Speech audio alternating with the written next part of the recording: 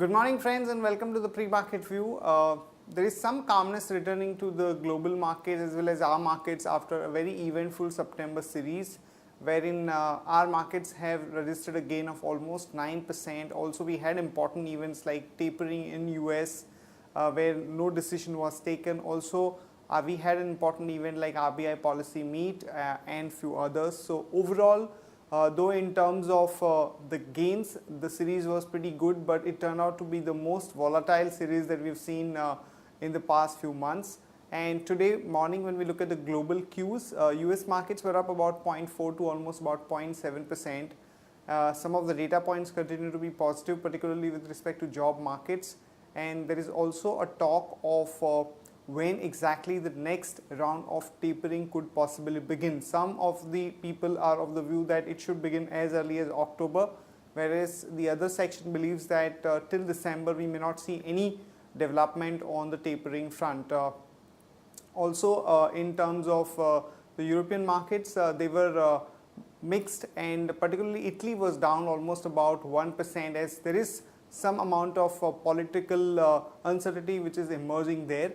And when we look at the Asian markets today morning, Japan is marginally down, whereas most of the other markets are marginally up. SGX Nifty is also showing a flat start for us. In terms of flows, friends, FIIs were net buyers in the cash market to the tune of almost about 400 crore. The domestic institutions were sellers to the tune of 450 crore. And in the index futures, we have seen FIIs buying to the tune of almost about 1450 crore. On that note, let me invite Sadhana to take us through important F&O cues, data and strategies that we can have in the F&O markets. Good morning, friends. Let's have a view on derivatives. Yesterday being an expiry day, we have seen that markets continue to trade in a narrow range of around 40 to 50 points, and Nifty finally snapped a session with a marginal gain of 0.15%. And we have seen that current Nifty futures started with 1.89 crore shares in open interest, which is marginally higher as compared to previous month of 1.61 crore shares in open interest. And PCR also started with 1.02, which is marginally less as compared to last month of 1.16. And if we see rollover activity has been picked up as compared to last average of 3 and 6 months. Market-wide rollover activity stands with 79% versus 73%, and Nifty futures rollover stands with 64 versus 52%. And on the option segment, we have seen that good number of additions in the strike of 6,000 and 6,100 call strike, and put option strike of 5,700 and 5,800 seen a good activity. And as implied volatility has cooled off from past couple of days, we may see uptick in implied volatility from here on, and overall if a bias for the market is negative, and 6,000 may act as a hurdle for the market. And our monthly standard break-even point is 5564 on lower side and 6236 on higher side. From intraday perspective, one can go long on ITC with a stop loss of 348.50. Thank you. Here are the important news and events that we are tracking today. First of all, OMAX OFS, or offer for sale, is going to start from today, wherein promoters are offering almost about 1.52 crore shares at a price of 135 rupees.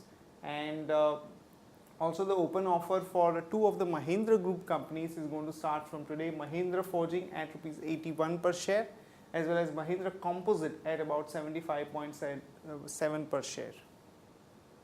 Tata Teleservices, Russia's Systema, and Aircel, controlled by the Malaysia's arm, are putting up a joint company which is going to involve a three-way merger, which could be India's third largest telecom company by subscriber numbers. And in another important development, it's negative for Bharti, wherein CAG has asked DOT to charge about 725 crore of penalty for the invalid or illegal 3G intra-circle roaming pact that the company has entered into.